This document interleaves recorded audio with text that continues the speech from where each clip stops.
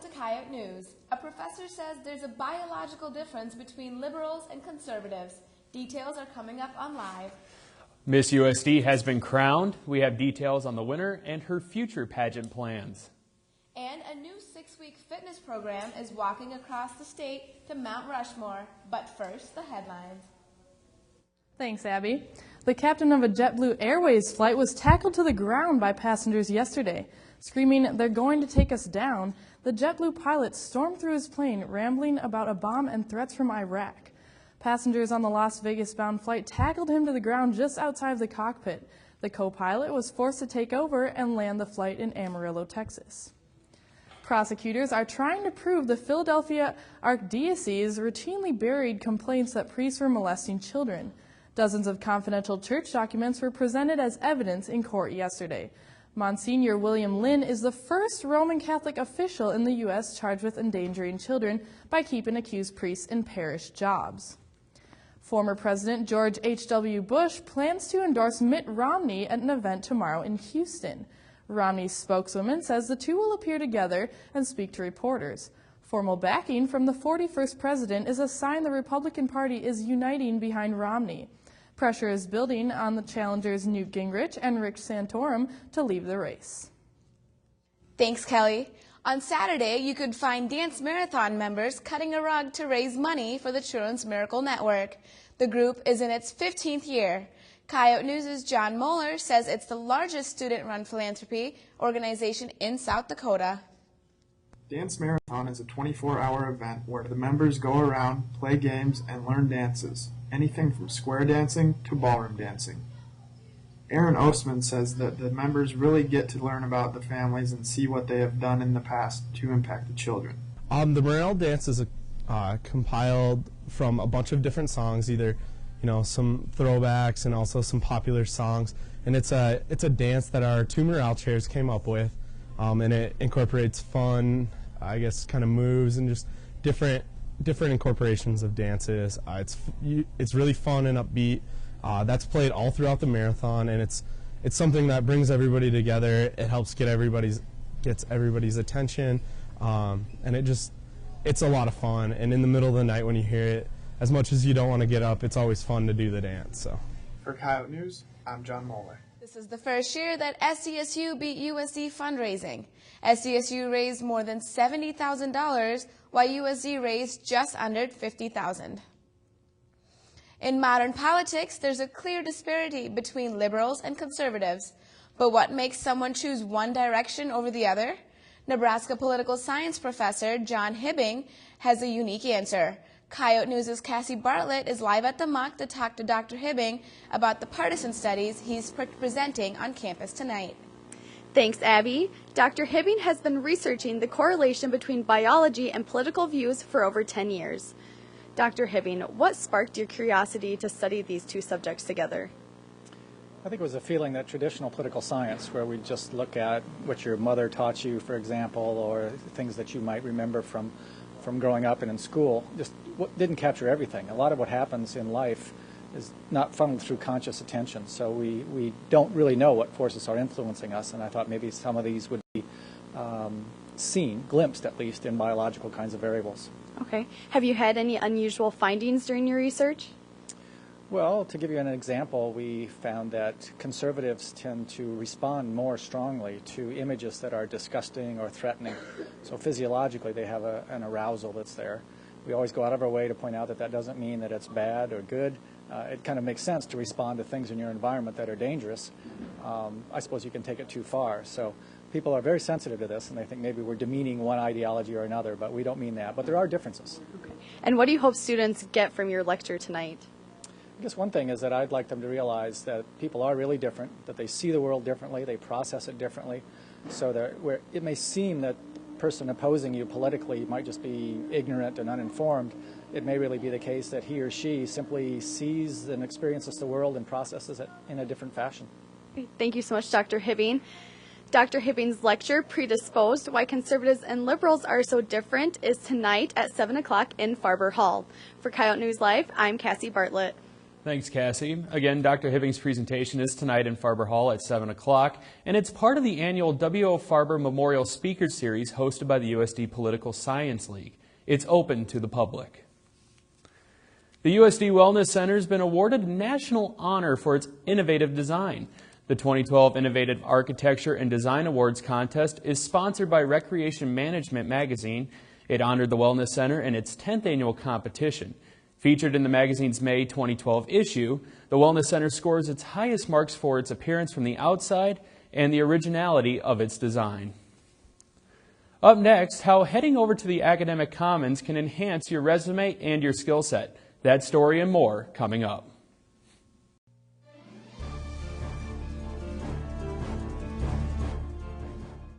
Walk to Mount Rushmore and back and get a free t-shirt. That's the theme of the fitness program, Steps Across South Dakota. The goal of the 6-week program is to walk your way across the state without leaving Vermilion. Pedometers help 50 participants keep track of how many steps they take each day. Assistant Director of Activities, Sam Lowry, says counting steps helps with you rethink living a physical and healthy lifestyle. It's kind of a realization of how active you really are sitting at work, and that you need to make time to plan a workout, whether it's a walk around your neighborhood or, joining a gym where you have access to treadmills and ellipticals. The Corn Palace, Mount Rushmore, and the state capitol are some of the major marker walkers hope to hit. Freshman Vicky Lau says she's doing Steps Across South Dakota because of its simplicity. You don't have to actually go out of your way to do something. You can just do it around campus, just walk to class, and then come back. Like, you don't have to purchase anything or go out of your way. Once walkers make it across the state and back, they'll have walked 760 miles. That's a total of 1,003,200 steps. In today's career market, having a college degree isn't enough to land a job after graduation. Coyote News' Chris Jessen spoke with academic and career planning officials about the importance of internships. With the spring semester winding down, Academic and Career Planning Director Steve Ward says this is the best time for students to start applying for internships. By the summer of junior year, Ward says students should have completed at least one internship. That's because when you go into an interview, you have to be able to fall back on some experience that you have done, so employers can tell that you have the skills that they are looking for in an employee. Ward says there are many reasons why internships are important for students. One is to find out if you really do want to do the work you think you want to do. We often go into college thinking we want to do a particular job. An internship will either confirm that or confirm that you don't want to do that job. Ward also says, with the current state of the economy, finding a job has become much more competitive. Students who graduate from USD have a distinct advantage, certainly because they are working with a college degree, but it's not a very good argument to walk into an employer and say, here, I've got a college degree, hire me. Senior Marcus Brooks is currently working as an intern for South Dakota Public Broadcasting. He says his internship has given him a lot of hands-on opportunities. It's helped me because it's taken me away from just reading books in class and hearing about my teachers' experiences. It's given me that opportunity to have my own. Brooks says students need to keep searching until they find the right internship. You'll find something eventually that you like. You'll find something that you're good at, or you can eventually be good at. Keep finding it, keep searching, and you'll find it. For Coyote News, I'm Chris Jessen. Thanks, Chris. The Academic and Career Planning Center can help students find internships, build resume and cover letters, and practice interviews. Students can make appointments through the portal or attend the Careers Internship Quest sessions the second Wednesday of every month in the Academic Commons. USD's Alpha Phi sorority is hosting their annual Spring Philanthropy Alpha Fiesta tomorrow night at the Armory. The event features a taco feed dinner, raffles and prizes, a jalapeno eating contest, and Zumba dancing. 100% of the ticket proceeds go towards supporting the Vermilion Backpack Program and ensuring that students have all the supplies they need for school. Alpha Fiesta will run from 5 to 7 tomorrow night. In this week's Coyote blog, John Hines asks why Hollywood can't let go of the past. With creativity comes risk, and with risk comes the chance of failure. It's unfortunate that Hollywood has let the fear of failure destroy creativity. Instead of paying writers, directors, and actors to use their talents to come up with new ideas, Hollywood's decided to re-release old favorites with a shiny gloss of 3D. I'm still not convinced that 3D is anything more than a passing fad, but Hollywood's convinced rehashing old favorites is an easy way to make a load of cash. So far, they're right. Disney has already released 3D versions of The Lion King and Beauty and the Beast, both of which were commercial successes. Soon, Disney plans to roll out Finding Nemo and Monsters, Inc. in 3D. Disney just took a gamble on John Carter, a science fiction movie based on books by Edgar Rice Burroughs. The movie was a commercial flop. Re-releasing movies people already like is a safe and easy way to prevent financial disaster. But it's also an easy way to prevent innovation, creativity, and greatness.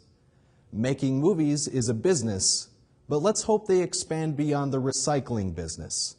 For Coyote Blog, I'm John Hines. Thanks, John. A USD student will be competing in the statewide Miss South Dakota pageant this summer. That story and more up next.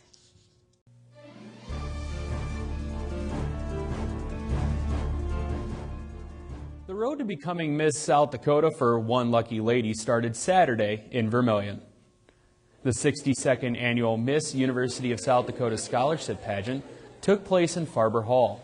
4 contestants competed in the event with hopes of moving to the statewide competition. Each contestant was judged on a variety of events, and this year's winner is Emily Davenport. Davenport receives a $100 scholarship for winning the local competition. Following her Miss USD crowning, Davenport will now compete for Miss South Dakota in July. Another USD sorority, Alpha Zeta Delta, is hosting their spring philanthropy tomorrow night. It's a male pageant entitled the Z-Man Competition.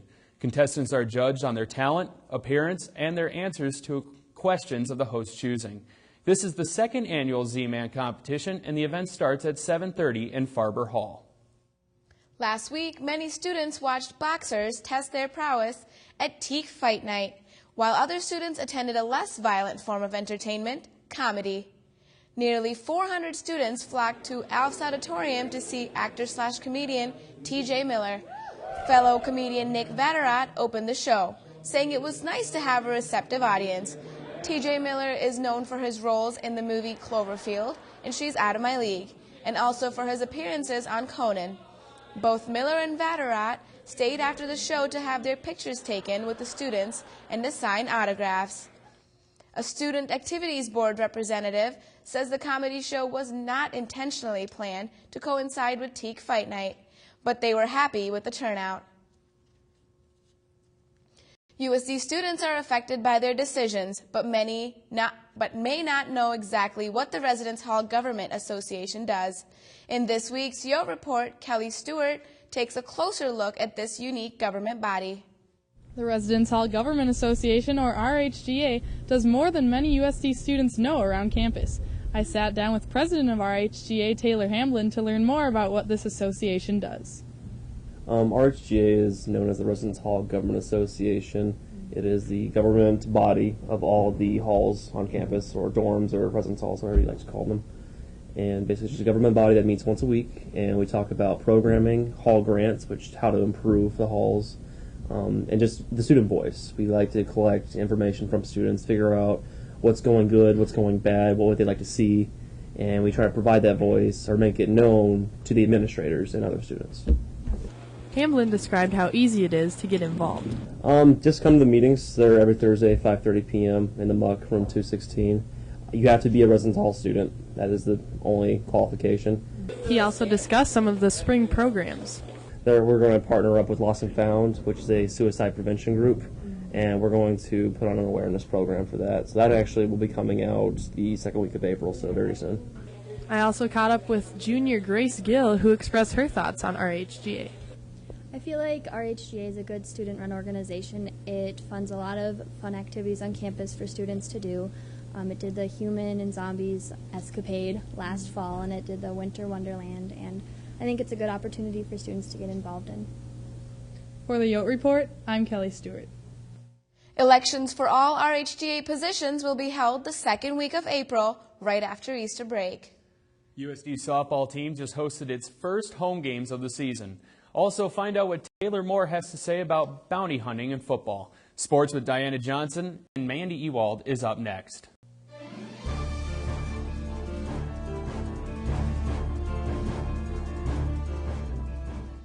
Today on Coyote Sports, the women's softball team hosted its first home games of the season.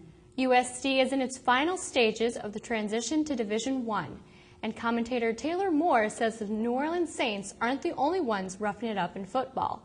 But first, sports headlines. Thanks, Diana. Just 6 months shy of a championship drought, Tiger Woods finally won a PGA Tour event. At the Arnold Palmer Invitational over the weekend, Woods finished in the lead and 5 shots over the runner-up. Tiger says even though it wasn't a major championship, it still felt good to win. In his first press conference since being suspended for the upcoming season, Saints head coach Sean Payton says he's considering an appeal. Payton was suspended after NFL officials learned of a bounty program the Saints use to encourage hard hits on opponents. Payton is expected to name an interim head coach by the end of the month, and retired coach Bill Parcells could be in the running.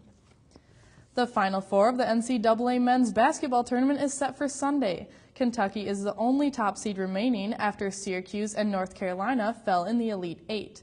The Wildcats will face 4th seed Louisville in the first game of the day. Ohio State and Kansas, both 2 seeds, will fight it out and see who moves to the championship. And those are your sports headlines. Thanks, Kelly. Last weekend, the Coyote women's softball team faced off against IUPUI Jaguars in a 3-game series. Even in the unseasonable heat, the game attracted about 70 spectators of all ages. The Coyotes scored early in the game when sophomore Lindsey Boyd scored 1 run after Alexa Rudine singled out Allie Daly, smashed a double off the fence in left field. While the Coyotes demonstrated their fielding skills, their offensive game was lacking. IUPUI scored a total of 8 unanswered points in the next 6 innings.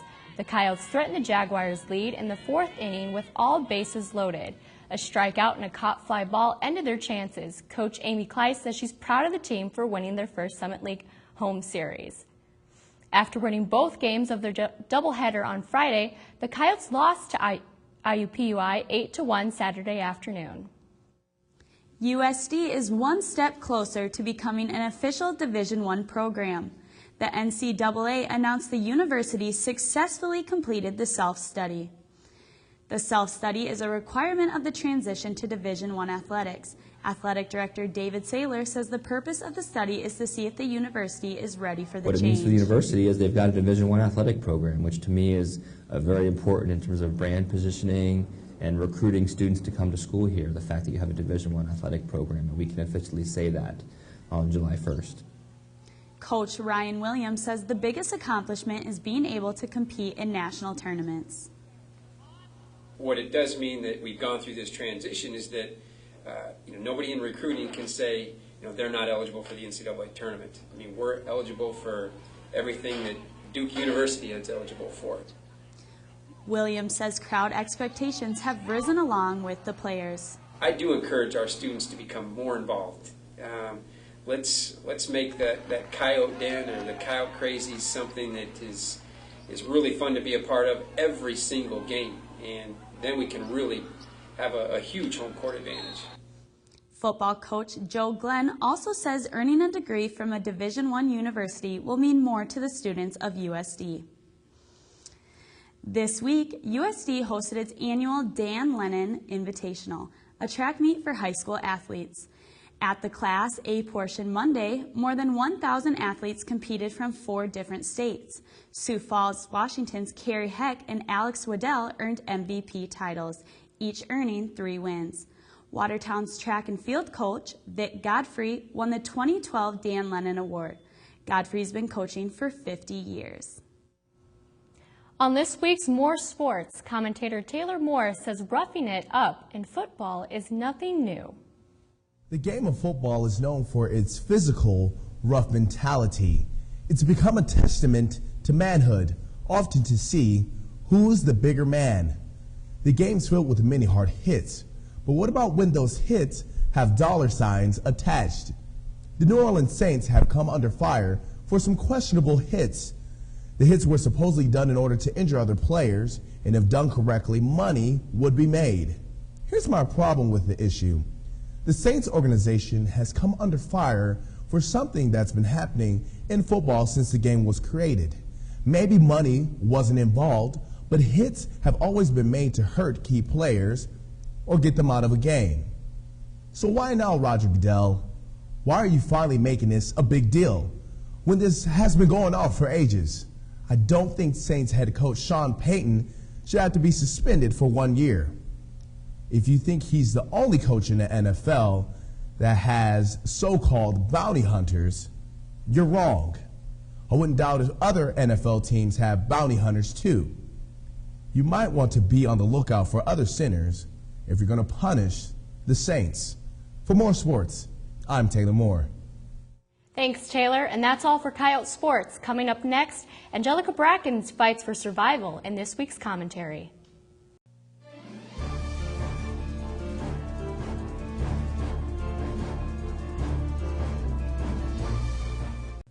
Opening weekend drew record movie audience numbers, so commentator Angelica Brackens decided to embark on her own competition, the Lower Verm Games. No, not Lower Verm. Anything but that. Ugh, no. The odds are so not in my favor there. These games are a test of wit, strength, and endurance. Having to constantly watch your back down here is only part of the challenge. As I search for this creature in Lower Verm, there are moments where it's as dull and boring as a WNBA game, and then there are also moments where panic starts to set in. I can't let my fear show.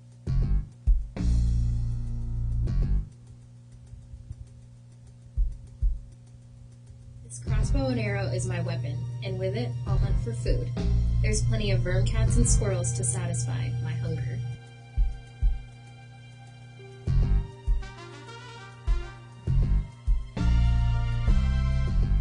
I stumble upon odd objects that the residents of Lower Verm hide in the forest. This handsaw must be used to ward off jackrabbits, or cut airmark meat. I use the creatures of the forest to assist me in my search. I chant to the animals and they reply. This comes in handy if I'm ever in danger. USD!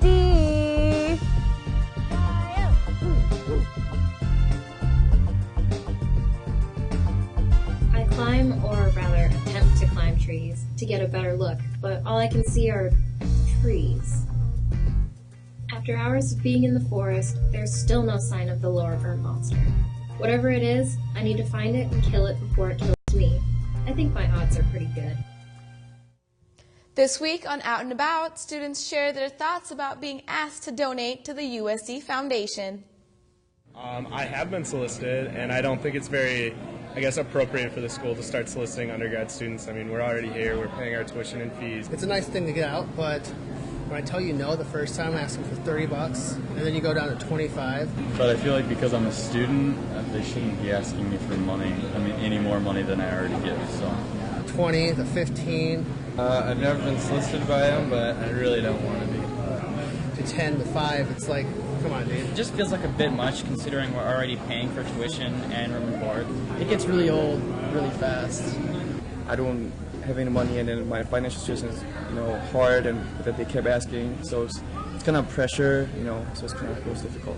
And I don't really have money to give, being a poor college student, so it felt a little odd.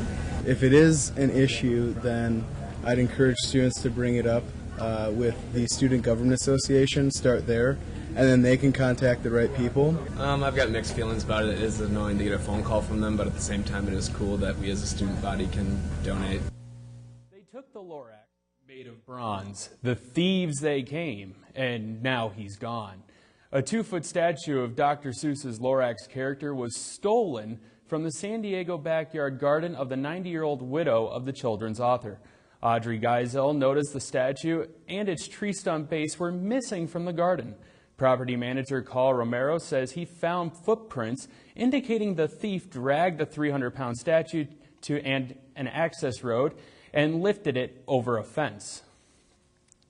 A new issue of the Volant hit newsstands today. Pick up your issue to read about USD's reaction to the Coney 2012 phenomenon, and the Coyote's official baton twirler will soon be graduating. Those stories and more can be found on VolantOnline.com, and you can also check out the Coyote News link on the page. That's all for Coyote News. Don't forget to check us on Facebook and Twitter. Have a great night and a good weekend. We'll see you next time.